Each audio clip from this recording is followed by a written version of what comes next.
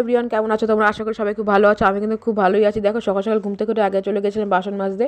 ঠান্ডা কিন্তু প্রচণ্ড পড়েছে, তবুও কী হবে, বাসন তো আমাদের মাজতে বা সমস্ত কাজ আমাদের করতেই হবে। মেয়েদের কোনো কাজের ছুটি নেই, তো এখন কিছু করারও নেই, কাজ তো করতেই হবে বলো।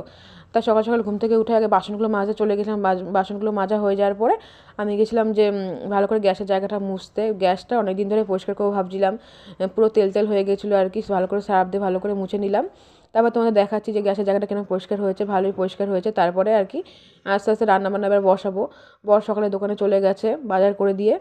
তারপরে আমি রান্নাবান্নার দিকে বসাচ্ছি। সকালে রান্নাটা দেখাতে ভুলে গেছি আর কি, কাজ বাজ ছিল যেহেতু।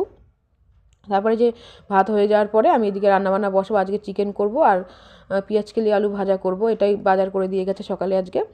তো এটা রান্নাবান্না বসিয়েছি আমি, ভালো করে কষিয়ে নিলাম মাংসটা। আর এক পাশে বসাচ্ছি পেঁয়াজ কেলি আলু ভাজা। এটাই রান্নাবান্না দুপুরে আজকে হবে। তারপরে রান্নাবান্না হয়ে যাওয়ার পরে দেখলাম হাতে অনেকটা সময় আছে, তাই ভাবলাম যাই তেলটা একটু নিয়ে আসি। তেল আর দোকানে গেলে তো শুধু তেল না, অনেক কিছুই আনতে মনে পড়ে যায় তখন। হাতের সময় ছিল তাই গেলাম, নাহলে বড় আমাদের বিকেলে এনেই দেয় সব কিছু। তো সব কিছু আনার পর তো আমাদের গাছে একটু লঙ্কা হয়েছে, সেটাই তোমাদের দেখিয়ে দিলাম। তা ঘরে এসে তোমার স্নান ধান করে নিয়ে বসে পড়লাম একটু ক্রিম মাখতে, মাথা আঁচড়াতে। চুলটা ভালো করে জ্বরটা ছাড়িয়ে নিলাম। তারপরে ক্রিমটা মেখে নিলাম মুখে। এখন যেহেতু ঠান্ডা পড়েছে, মুখটা অনেকটা সূক্ষ্ম হয়ে যায়। তারপরে ঘুম থেকে উঠে যে বর এনেছিল এগুলো, সেটা বসে বসে খাচ্ছিলাম। তোমাদের ভিডিওটা কেমন লাগলো জানি।